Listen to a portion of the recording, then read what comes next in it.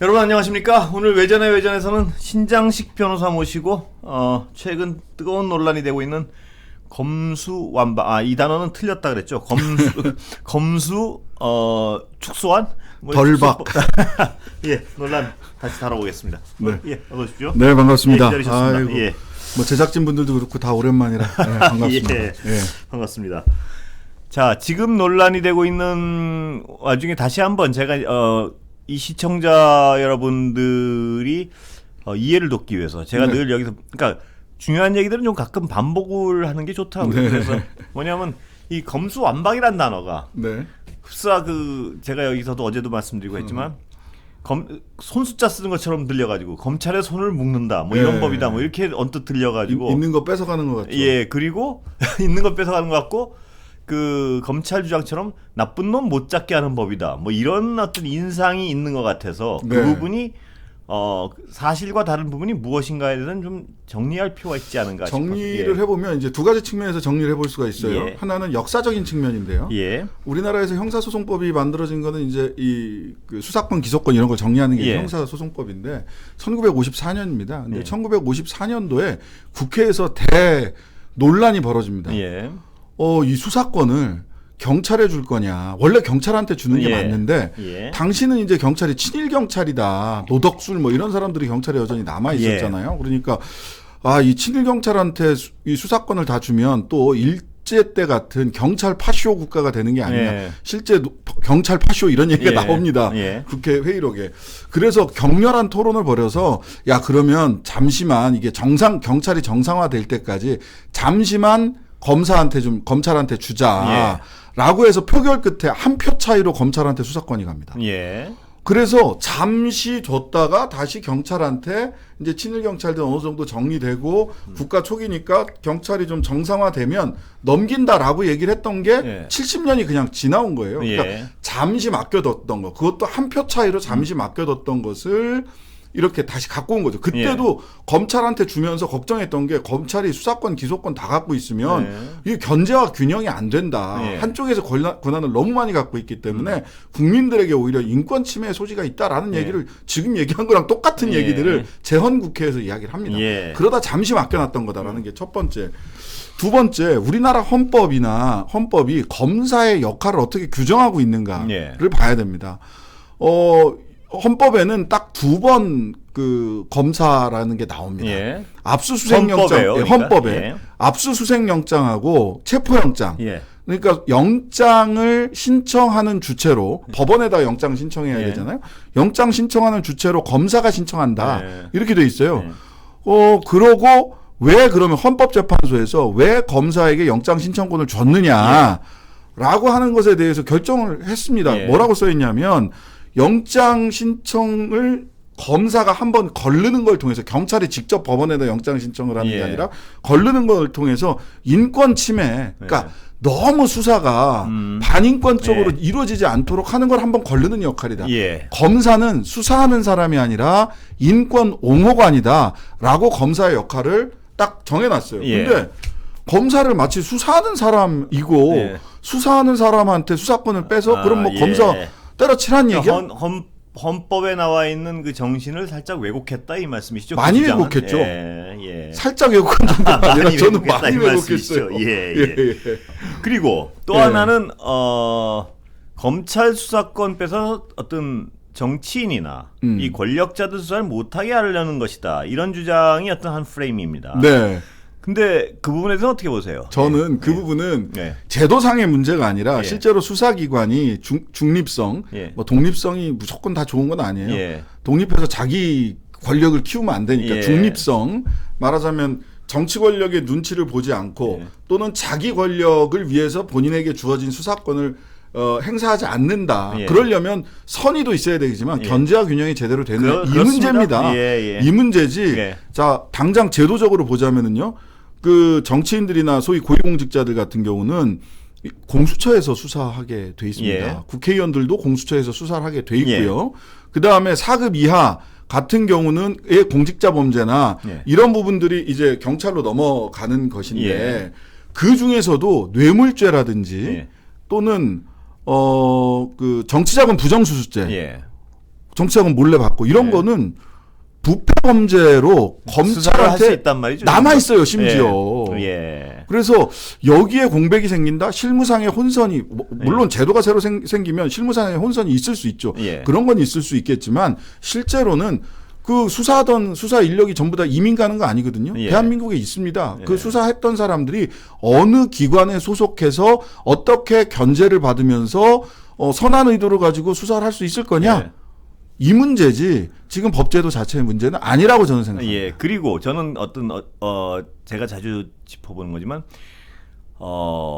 이 견제라는 거, 그러니까 이 권력 분산, 견제라는 것은 견제와 균형이라는 것은 지금 말씀하신 그런 부분도 있지만 오히려 거꾸로 검찰이 마음대로 힘세고 자기 정치인들 뭐 이런 사람들 봐주는 것을 봐주고 싶은 사람을 봐주지 못하게 하기 위해서도 권력 분산과 견제와 균형이 당연히 필요하다는 겁니다. 당연합니다. 그렇죠? 당연합니다. 이게 뭐냐면 수사권과 기소권을 다 가지고 있으면 봐주고 싶은 사람은 얼마든지 봐줄 수 있거든요. 검찰에 유리해 좋은 얘기를 해주는 사람들은 얼마든지 봐줄 수 있는데 그럼요. 그게 분리되어 있으면 적어도 경찰이 수사를 막 하는데 아주 드립하는데 함부로 한다. 그러면 검찰이 통제를 할 수가 있고. 그럼요. 영장 청구권 갖고 통제할 수 있습니다. 그렇죠. 그럼 검찰이 봐주고 싶은 사람이 있어도 경찰이 막 수사를 아주 철저하게 하면 그거를 기소를 안 하고 뭉개기가 굉장히 어려워지는 거 아니겠어요? 뭉개기 어려워집니다. 아예 기소를 못 하는 건 아닌데 이제 기소를 할 때 봐주기 기소를 할 수 있죠. 그러니까 예를 들면 그 대장동 건에서도 그런 거 나왔지 않습니까? 그 박영수 전 특검이 변호사가 딱 되니까 이 가장 약한 죄로 할인을 해주는 거죠. 그렇죠. 가장 약한 기소를 죄로 마음대로 기소를 봐주기 기소를 할 수는 있지만 수사가 워낙 철저하게 돼 있으면 그렇게 하기는 어렵겠죠. 그렇게 하기는 어렵습니다. 그런데다가 그걸 견제하기 위해서 법원에다가 재정 신청제도 그러니까 수사를 이 사람이 왜 검찰이 기소를 안 해? 제대로 아예 기소를 안 해? 수사가 철저히 돼 있다면 돼 있는데도 불구하고 기소를 안 한다 그러면 법원에다가 그 상급 기관인 법원에다가 상급청에다가 법원에 얘기를 해서 재정 신청을 할 수 있고 그럼 기소 명령을 법원이 할 수 있습니다. 이런 이제 제도적인 부분들은 좀 이렇게 서로 이렇게 법원, 검찰, 경찰 이렇게 서로 제도적인 부분을 권리를 나누고 서로 체크앤밸런스 할 수 있도록 하는 게 중요한 거죠. 그렇습니다. 그래서 말씀하신 대로 그렇기 때문에 권력을 찢어놓고 분산시키고 상호 견제해야지 제대로 된 수사가 가능하다. 이런 취지인데 이걸 이상하게 이게 한번 비틀려가지고 흡사 힘센 사람들 봐주기 위해서 무슨 법을 만드는 것처럼 하는 건 제가 보기엔 왜곡이에요. 사실 힘센 사람들 봐주기로 치면 지금도 검찰에서 힘센 사람 봐준 거를 이렇게 하면 책으로 한 건 나올 겁니다. 입맛에 맞는 사람들. 있는 죄 봐주는 것 때문에 사실 검찰 개혁이 처음부터 논의가 됐던 거 아니겠습니까? 그 두 가지 때문에 그런 거 아니겠습니까? 네, 맞습니다. 뭐 이렇게 사건을 봐주기 수사를 하거나 또는 가혹한 수사를 하거나. 미운 사람 가혹한 수사를 하거나. 먼지털이식 수사. 아니면 그러니까 이번에도 별건 수사는 하지 마라라는 거를 이제 명백하게 법문에다 넣었잖아요. 근데 그 별건 수사를 안 하면 무슨 N번방 이런 거 수사 못 한다는 식의 어떤. 근데 이거는 뭐냐면 별건 수사하고 보안 수사를 헷갈려 하는 거예요. 또는 여죄 수사와 별건 수사를 헷갈려 하는 건데 이제 별건 수사를 먼저 얘기를 하면 A라는 죄로 말하자면 조국 전 장관 얘기를 좀 잠깐 예를 들면 뭐 이렇게 거슬리는 분도 계시겠지만 잠깐 예를 들면 처음에 사모펀드라고 했어요. 그렇습니다. 권력형 비리라 그랬죠. 권력형 비리라고 했고 특혜를 받고 사모펀드 문제다라고 얘기를 했어요. 근데 여기서 뭐가 안 나오거든요. 그러니까 옆으로 가서 갑자기 웅동학원을 팝니다. 또 표창장도 팝니다. 그러다가 이제 주식 거래했을 때 차명 주식 거래했다. 여기까지 갔어요. 그러니까 그러면서 중간에 자, 이 정도 했으면 인정을 해라. 가족들까지 다 다치겠느냐. 이런 식의 별건 수사입니다. 이런 건 별건 수사죠. A라는 죄를 수사하다가 그거를 수사가 잘 안 되니까 B라는 걸 갖다가 야, 너 B로 가족들까지 망신당해 볼래? 아니면 A라는 사건에서 자백할래? 이런 건 별건 수사예요. 근데 여죄 수사나 보안 수사라고 하는 건 뭐냐면 보안 수사는 경찰이 수사를 해갖고 왔는데 이 부분이 좀 미진해. 그러면 이거 미진한 부분들은 좀 보완해서 수사해 주세요. 그건 얼마든지 지금도 할 수 있는 거죠? 할 수 있습니다. 할 수 있고 지금 쟁점으로 삼고 있는 게 뭐냐면 오늘 막 주르륵 나왔던데 보안 수사 이의 신청을 하면 그러니까 이 수사에 이게 이의가 있어. 이의가 있어서 검찰 쪽에다 이의 신청을 했을 때 보안 수사를 예. 이의 신청을 할 수 있는 이의 신청권자의 고발인이 빠졌다라고 예. 하는 걸 가지고 이제 쟁점이 그렇습니다. 됐습니다. 예. 그 고발인이라고 하는 건 뭐냐면 당사자 고발인 말고 예. 당사자는 피해자는 이의 신청권이 있어요. 예. 이번 통과된 법에도 있습니다. 예. 여기서 고발인은 제3자 고발인입니다. 말을 하자면 나는 피해자가 아니에요. 근데 예. 옆에서 벌어진 걸 보니까 저기에 뭐가 문제가 있는 것 같아 해서 예. 제3자가 고발을 하는 거예요. 예. 제3자가 고발할 수 있죠. 예. 할 수 있는데 이게 우리나라에서는 어떻게 많이 그 남용이 됐냐면 여러분들 아다시피 예. 법세련 사세행 해가지고 시키는 거지 고발을 어떻게 보면 이 고발 대행 단체들이 있습니다. 예. 어떤 의도에 어떻게 그 입맛에 맞게 고발을 딱딱 하는지. 예, 고발 사주 뭐 이런 것처럼 예.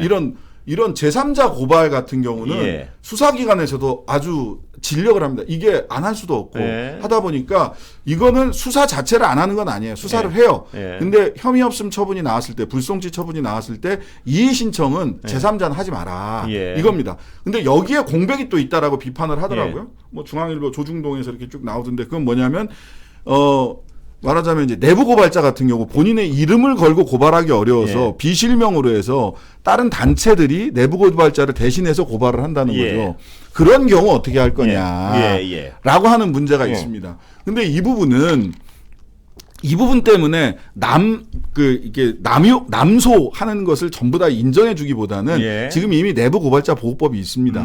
내부 고발자는 국민권익이나 수사기관에다가 나는 내부 고발자니까 나를 익명성을 보장해 달라. 예. 라고 하면 끝까지 익명을 보장해서 내부 고발자로 보호받을 수 있어요.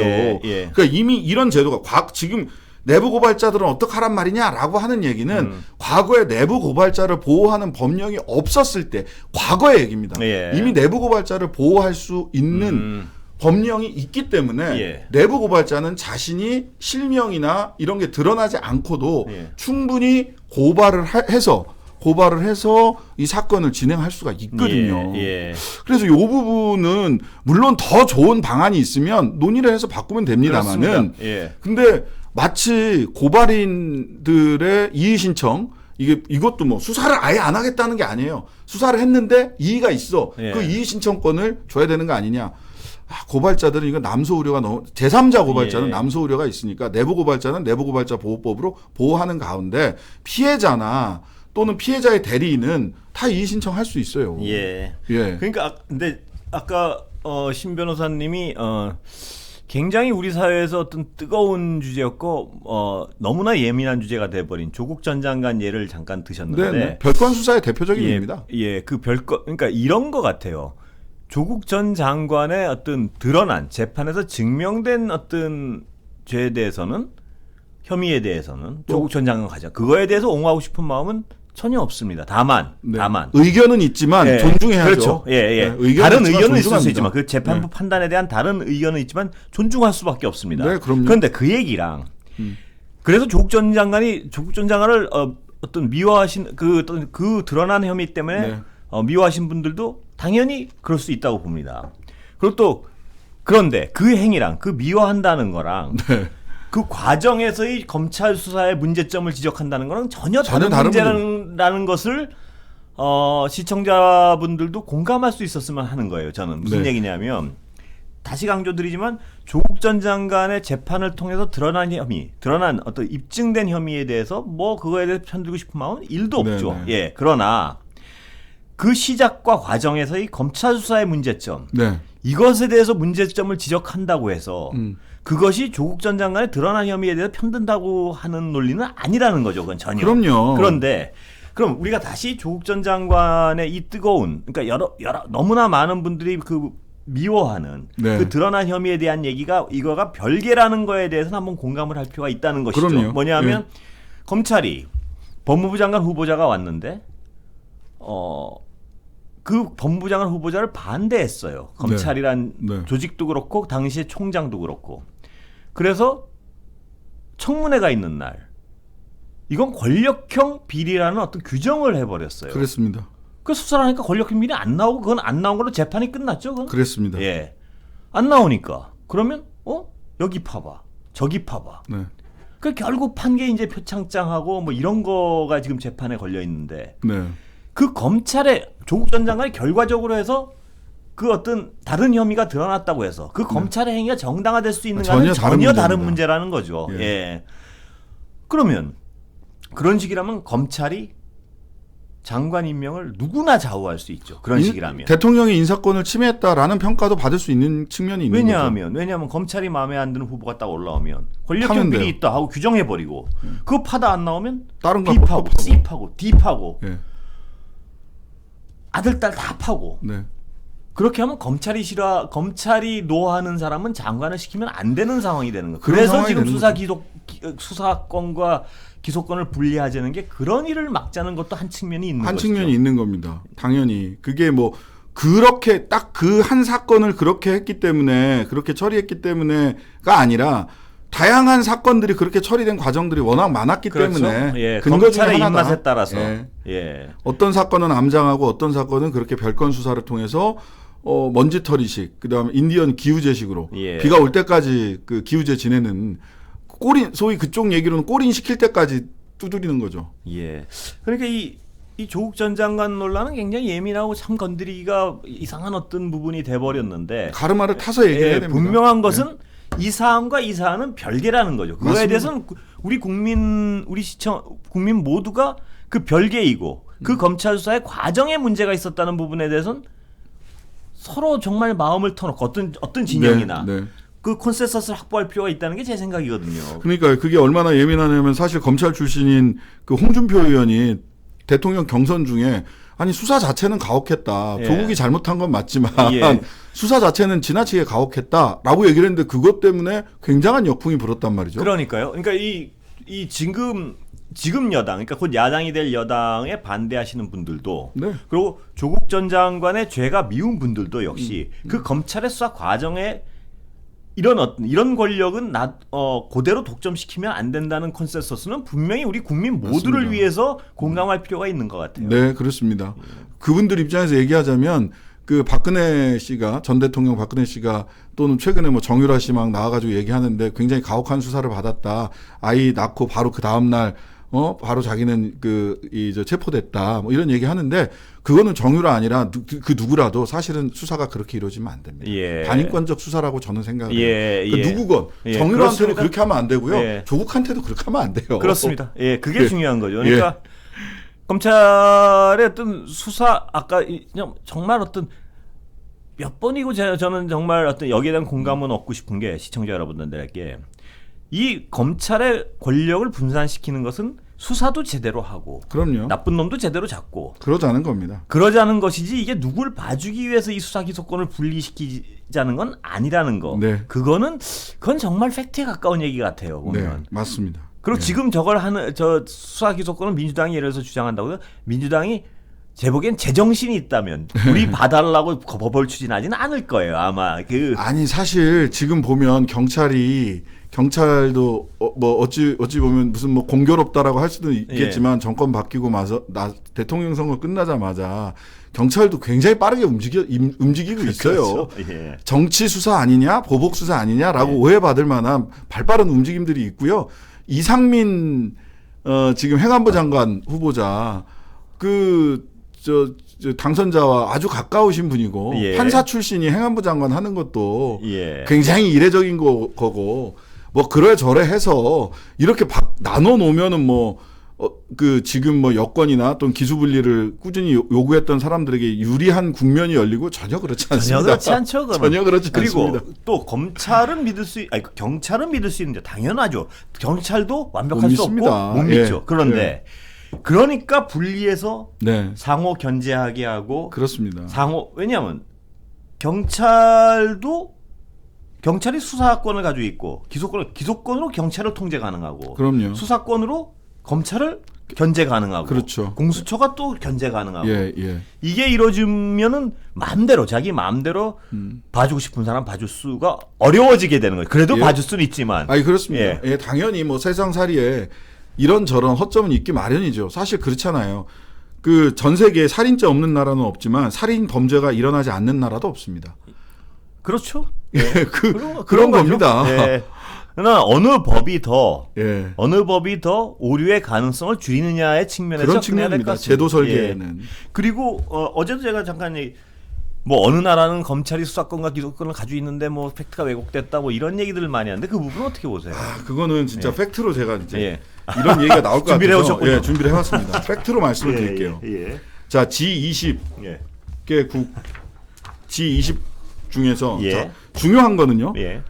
제도적으로 수사권이 보장되느냐와 보다 더 중요한 건 뭐냐면 예. 수사 인력이 있느냐 없느냐입니다. 예. 그러니까 제도 보장 플러스 인력, 예. 인력과 재정. 사실 인력이 없으면 있으나 마나잖아요. 예. 예로 많이 드는 게 독일은 수사권이 있다. 독일에 우리가 사실 독일법, 일본법을 계수해서 한국법이 만들어졌거든요. 예. 일본 식민지 시대 법이 많이 넘어왔고 일본법은 독일법을 따라왔기 때문에 예. 우리가 법을 계수한 독일도 검사가 수사권 가지고 있다라고 얘기를 해요. 예. 근데 독일에는 수사 인력이 한 명도 없습니다. 그건 어떤 의미가 되나요, 그러면? 제도적으로는 보장하나 실제로 수사는 하지 마라. 아. 아주 정말 이상한 비상적인 상황에 직접 수사해야 되는 의미가 있을 수는 있겠으나 예. 그러니까 사실상 사문화되어 있는 겁니다. 예. 그리고 그래서 G20 국가 중에서 그 수사권과 수사 인력을 다 가지고 있는 나라는 한국, 일본, 이탈리아, 멕시코 네 군데입니다. 예. 수사권과 기소권을 다 가지고 있고 수사 인력까지 가지고 있는 나라는 네 군데입니다. 네 군데. 근데 보세요. 일본은 수사권을 가지고 있는데 그 수사 인력이 5분의 1 정도입니다. 우리나라에. 예. 5분의 1 정도고 예. 특수부라고 해서 특수본이라고 해서 그 특수본이 있는 데가 일본 나고야, 동경, 나고야, 오사카 딱 세 군데입니다. 도시 중에서도. 네, 도시 중에. 예. 대도시. 우리나라로 치면 그러니까 뭐 서울, 광주, 부산 요 정도 딱 있는 거예요. 예. 요 정도에서 이게 왜 일어났느냐 하면 일본의 특수한 정치적 상황 때문입니다. 예. 일본은 그 국회의원이 참의원 뭐 이런 사람들이 3대 4대 세습하잖아요. 예. 그러다 보니까 지역에 오랫동안 있었던 지역 경찰과 지역 토호와 유착. 정치인들의 유착 관계가 우리의 상상을 초월합니다. 예. 그것을 경찰한테만 맡겨둘 수가 없다. 예. 지역 유착 관계가 예. 워낙 심하기 때문에 예. 그래서 특수본 세 군데에 수사권을 남겨둔 겁니다. 예. 그다음에 이탈리아 같은 경우는 마피아. 멕시코는 뭐가 있어요? 마야. 거기도 범죄단. 거기는 기관총 들고 싸우면 되잖아요. 그러다 보니까 경찰도 그쪽에 포섭되거나 경찰력으로 커버가 안 되는 부분이 있는 거예요. 그러한 각국의 특수한 상황이 있기 때문에 수사 인력이 거기에 배치되어 있는 겁니다. 그다음에 이제 그 OECD 중에서 뭐 20 몇 개국이 다 가지고 있다라고 얘기를 하는데 여기도 수사권과 수사 인력을 다 가지고 있는 나라는 아까 얘기한 멕시코 뭐 이런 데를 제외하고 거기를 포함을 거기가 일단 G20도 OECD에 들어가니까 여기에 추가되는 데는 벨기에 정도예요. 벨기에인데 여기는 또 한 군데 수사권이 더 있는 데가 있습니다. 수사 판사라고 법원도 수사권을 가지고 있습니다. 그러니까 수사 판사, 검찰, 경찰 이 세 군데로 수사권이 나뉘어 있는 거예요. 그것도 그러니까 제가 그 부분이 궁금한 건데 바로 그겁니다. 그러니까 수사권과 기소권을 가지고 있느냐 이 논의를 자세히 들여다봐야 될 부분은 뭐냐면 견제 장치가 있느냐 없느냐를 그게 굉장히 중요한데 그걸 쏙 빼놓고 또 수사권 기소권 얘기만 하는 것도 웃긴 것 같아요. 뭐냐면 미국 검찰청이 이런 수사권 기소권을 다 가지고 있다는 뭐 기사를 보고 제가 무슨 생각을 했냐면 견제 장치가 뭘까 하고 찾아 거기는 직선제예요. 지방 검찰청이 검사장이 직선제고요. 그러니까 예를 들면 그 클린턴 대통령이 지방 검사장 출신이에요. 아칸소주 검사장 출신이에요. 그러니까요. 그러면 어떻게 되냐? 생각해 보세요. 검사장이 유권자들입니다. 함부로 압수수색할 수 있습니까? 못합니다.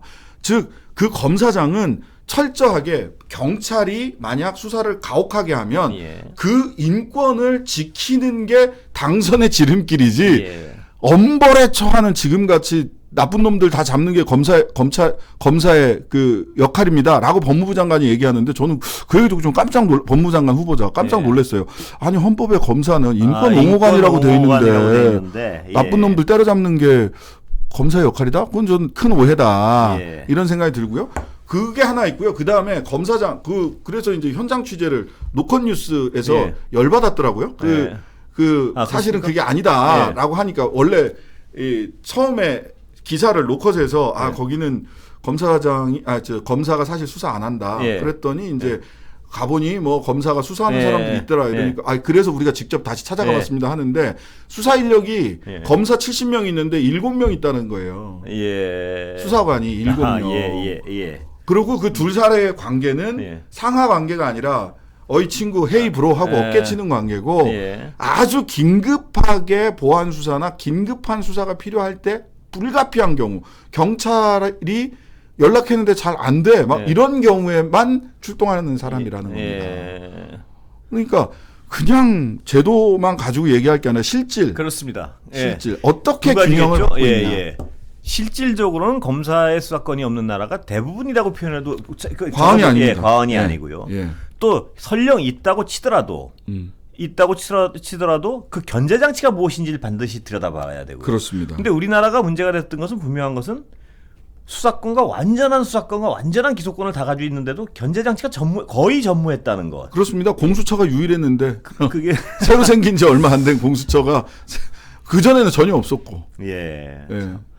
그런데 무슨 사법부가 통제를 한다 그러는데 그게 얘기가 안 되는 게 수사를 부실하게 해가지고 하면은 사법부로서는 재판을 통해서 그걸 죄를 입증할 수가 없는 거 아니겠습니까? 수사 자체를 봐주기 위해서 부실하게 넘기면 아까 말씀하신 그 예 아니겠습니까? 그렇습니다. 파견세일 해가지고 봐주기 기소를 하거나 또는 공소유지가 안 되는 방향으로 기소를 하거나 그런 일들이 종종 있었죠. 얼마 전에도 또 공범인데 별도 기소가 돼서 한쪽에서는 공소유지를 증거를 제대로 제출 안 해서 그러면서 이제 판사가 그런 얘기를 합니다. 여기는 무엇이 객관적 진실이고 무엇이 정의인지를 가리는 곳이 아니다라고 법정에 대해서 판사가 이야기를 해요. 형사재판은 냉정하게 얘기하면 거기서 정의가 실현될 거다. 실현됐으면 좋겠습니다. 형사재판은 검사가 제출한 증거가 피고인의 혐의를 입증할 수 있는지 여부를 판단하는 곳이다. 이렇게 생각하셔야 돼요. 거기서 하늘에서 뚝 떨어져서 판사가 갑자기 본인이 증거를 모아온다거나 판사가 가끔 드라마 보면 판사가 막 현장 나오고 그러잖아요. 그런 일은 없습니다. 현실에서.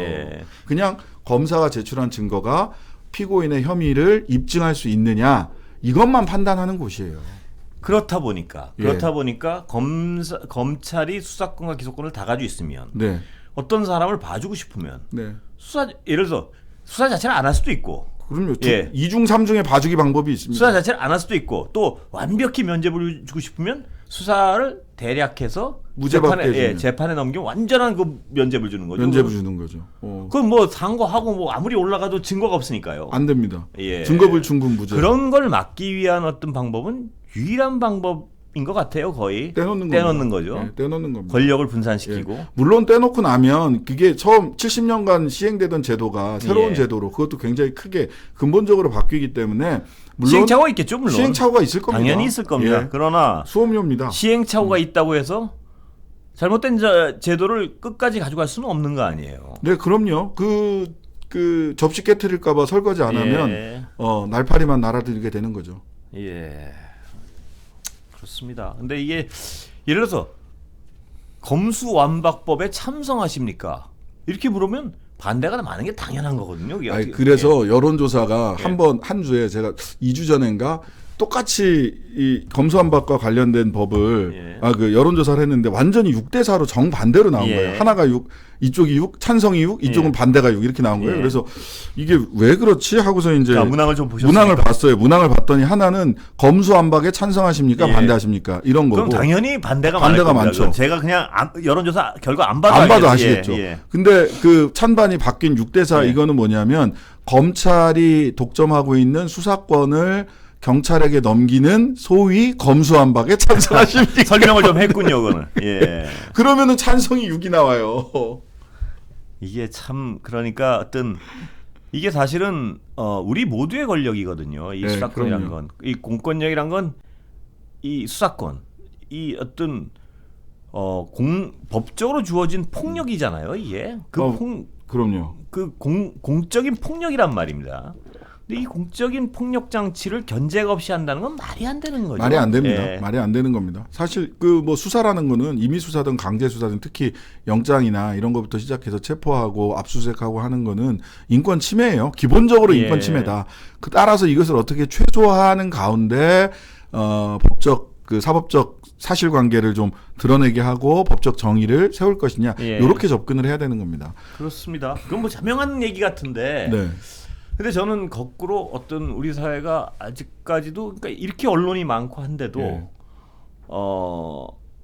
이 시청자 여러분이나 국민들이 아직까지 어떤 실체적 진실에 접근을 못하는 지형이 있는 것 같다는 생각까지 듭니다. 예. 그러니까 물론 이제 이런 게 있죠. 뭐 다 그 때려 잡아야 된다. 나쁜 놈들 때려 잡아야 된다. 그게 근데 굉장히 프레임이 좋은 것 같아요. 검찰이 뭐냐면 나쁜 놈 때려잡으려고 하는데 그거 못하게 막느냐 이 주장이거든요. 한마디로. 근데 이게 이제 형사 정책을 공부하거나 했던 사람들 입장에서는 이렇게 봐야 돼요. 과거에 소위 눈에는 눈, 이에는 이 함무라비 법전 시절로 가면 나쁜 놈들 때려잡는 게 검찰의 역할이고 그게 굉장히 우선시되면 어떻게 되냐면요. 자백은 증거의 꽃, 자백받기 위한 고문은 필요악 이렇게 되거든요. 근데 그걸 통해서 얼마나 많은 인권 침해가 있었는가라고 하는 인류의 반성이 있었기 때문에 그게 이제 형사법 적극주의라고 하거든요. 형사법 소극주의, 형사 소극주의로 간 게 뭐냐면 딱 이제 대비를 하면 이런 겁니다. 한 놈의 범죄자도 그 이렇게 그물에서 빠져나가지 못하게 하기 위해서 99명이 희생이 돼도 그건 좀 어쩔 수 없다라고 하는 쪽과 한 사람의 희생자를 만들지 않기 위해서 이 그 나쁜 소위 범죄자가 일부 빠져나가도 우리는 희생자를 만들지 않겠다. 그런 희생자를 만들지 않으면서도 범죄자를 잡아내는 것 이것이 실력인 거죠. 그렇습니다. 제도적으로는 한 사람의 희생자를 나오지 않도록 하는 제도를 만들되 실력을 통해서 최대한 빠져나가는 그물망을 빠져나가는. 근데 지금까지 우리는 사실은 큰 범죄자는 그물에서 빠져나가고 장발장은 가서 복역해야 되는 이게 오히려 더 큰 문제였잖아요. 근데 법조계에 계시니까 이 어떤 검찰 조직이기주의적 측면도 있지만 이 어떤 수사권에 그렇게 집착하는 이유가 장래 뭐 변호사를 시장에 그것도 분명히 있는 거죠. 있죠. 저는 뭐 있다고 생각이 들고요. 저는 두 가지 측면이 있는 것 같아요. 첫 번째는 지금 말씀하신 수사권과 기소권을 가지고 있으면 어떻게 되겠습니까? 두 번의 기회가 있는 거죠. 수사할 때, 기소할 때, 그렇죠. 그다음에 세 번째까지 하면 이제 재판 과정에서. 그러니까 이런 제가 이해한 걸로 하면 이런 건가요? 그러니까 수사를 시작할 때 검찰이 검찰 선배가 변호사가 전화를 해가지고 그 너무 세게 하지 않았으면 하는 뉘앙스를 전달하면 내가 맡은 건데 이게 불가능해진다는 거. 수사권이 없으면. 그렇죠. 그게 결국 이권이 될 수 있다는 부분. 그럼 당연히 그렇습니다. 사실 제일 잘하는 변호사는 수사 단계에서 불기소 그래서 처분을 받게 하는 게 형사 사건에서 제일 잘하는 변호사입니다. 검찰이 수사권 기소권을 다 가지고 있으면 그건 얼마든 맘만 먹으면 할 수 있다는 거 아니에요. 할 수 있습니다. 그러니까 불기소가 되면 재판장에 안 가도 되잖아요. 그러니까 그럼 뭐 유죄 우려 자체가 유죄 염려 자체가 없어지는 거기 때문에. 근데 그게 우리나라 검찰 조직의 어떤 동일성, 동질성. 거기서 잘 나가는 변호사 선배가 전화를 해서 어떤 수사를 막 시작했는데 했을 때 물론 강직한 검사들도 적지 않게 있겠죠. 있겠지만. 그러나 잘 나가는 변호사 선배가 전화했을 때 그거를 아예 무시하기도 어렵고 본인도 그걸 예를 들어서 조금 부패했을 경우라면 얼마든 그걸 부탁을 들어주고 나중에 자기도 나가서 부탁하고 이런 어떤 그 이권의 체인이 만들어진다 이 얘기죠. 사슬이 생기는 거죠. 여기서 본인이 하나도 선배 안 봐줬다. 그럼 나갔을 때 후배들이 이 선배를 봐줄 이유가 없잖아요. 그러니까 어떤 그런 사슬 자체가 수사권에서 비롯된다 이렇게 볼 수. 수사권, 기소권이 같이 있으니까. 같이 있으니까. 그러니까 이거는 뭐 요리를 한꺼번에 할 수 있으니까 이게 나눠서 여기는 재료를 만들고 이쪽에서는 어떻게 요리를 내놓을 거냐 이건데 재료 선정부터 요리까지 직접 다 만들 수 있으니까. 그러니까 보세요. 경찰이 수사를 하면서 재료를 한식 재료를 만들어놨어. 근데 이거를 갑자기 양식이나 분식으로 바꿀 수는 없단 그렇죠. 말이에요. 기소할 때. 굉장한 무리가 되겠죠. 예, 그렇죠. 이게 음식이 뭐야? 엉망이 되니까요. 음식이 엉망이 되는 거죠. 근데 수사 기소권을 다 갖고 있으면 자 이제 목표를 딱 정하는 겁니다. 이건 한식이야? 이 사람은 한식이야. 예. 그러면은 수사할 때 재료도 한식 재료만 싹 모아가지고 한식을 만들어낼 수 있는 거죠. 겉으로 보기에는 굉장히 퍼펙트합니다. 근데 안을 들여다보면 아니 여기는 이 재료가 이게 한식 재료가 아닌데 왜 한식 재료만 쏙쏙 하고 더 고급 재료 한우도 있고 뭐 이런데 그거는 쓰레기통으로 다 버리고 파스타용 이런 것만 야채 파스타 재료만 갖다가 파스타를 만들어서 내면 그렇습니다. 수사 기소 분리는 어떤 가야 될 방향이란 거에 대한 어떤 공감만 이건 정말 제가 늘 말씀드리는 여야 어느 쪽을 지지하건 상관없이 그렇습니다. 우리 모두를 위해서 수사 기소와 권력은 분할돼야 된다는 거, 서로 상호 견제하게 해야 한다는 거. 이거는 지금 정치를 떠나서 우리 모두를 위해서 반드시 가야 할 방향인 건 분명한 것 같은데. 네, 그게 이제 기존에 이렇게 거부하기 어렵기 때문에 검사가 수사권, 기소권 다 갖고 있는 게 난데 이렇게 생각하는 사람들도 있을 수 있죠. 근데 이제 그 거부하기 어려운 논리였고 그게 오랜 시간 사실 노무현 대통령 그 전부터 얘기가 쫙 돼서 여기까지 온 거란 말이죠. 근데 이제 지금은 뭐 왜 이렇게 급하게 물론 뭐 절차를 다 지켜야 됩니다. 왜 이렇게 급하게 하냐, 뭐가 이렇게 빠졌다, 뭐가 이렇게 빠졌다 하는 절차상의 이렇게 작은 고리들을 계속 거는 거죠. 근데 이럴 수 있습니다. 사실. 밥을 짓는데 물이 조금 모자란 것 같고 콩밥도 좀 지어야 될 것 같고 영양가 좋게 현미밥도 지어야 될 것 같은데 지금은 이미 소뚜껑을 닫고 뜸들이 이게 밥이 보글보글 끓고 있어요. 근데 야 콩을 안 넣었어. 지금 뚜껑 열고 콩 넣을까? 하면 밥을 못 짓는 겁니다. 그리고 물론 어떤 이 법이 근데 왜 어떤 측면에서 왜 그렇게 서두를 수밖에 없었을까? 물론 졸속인 어떤 그 구멍구멍이 나타나겠죠 이제 앞으로. 그러나 왜 그렇게 서두를 수밖에 없을까? 그러면 이게 너무나 어려운 법이니까, 너무나 강한 기득권을 뺏는 법이니까. 그러다 보니까 이게 질질 또 뭐 아까 말씀하셨지만 그 비율을 들면 콩 없다고 또 물리고, 물 좀 부족하다고 또 물리고. 그렇죠. 이런 밥 못해서 굶는 수가 있다는 거죠. 그런 것이 저는 이제 크게 보면 한 3가지 정도 이유가 있었다고 보는데요. 첫 번째는 윤석열 당선자가 검찰 출신 대통령이라고 하는 점에 대해서 그래서 이미 우리가 이제 1차 수사권 조정을 검경 수사권 조정을 하고 공수처도 만들었잖아요. 그게 이제 이 최근 5년 사이에 1차 검경 수사권 조정이라고 봐요. 근데 윤석열 당선자의 소위 사법개혁 공약, 사법개혁 공약에 검찰 관련된 얘기밖에 없어요. 근데 사법을 검찰을 강화하는 공약이었죠. 강화하는 거였습니다. 그 예산 독자 편성하고 법무부 장관의 개별 사건의 구체적 사건에 대한 검찰총장에 대한 수사 지휘권도 일관되게 검찰을 강화하는 쪽으로 공약이었죠. 즉 1차 검경 수사권 조정조차도 역진시키는 백래시적 공약이 있었고 그다음에 법무부 장관 후보자로 한동훈 검사장을 지명을 했단 말이죠.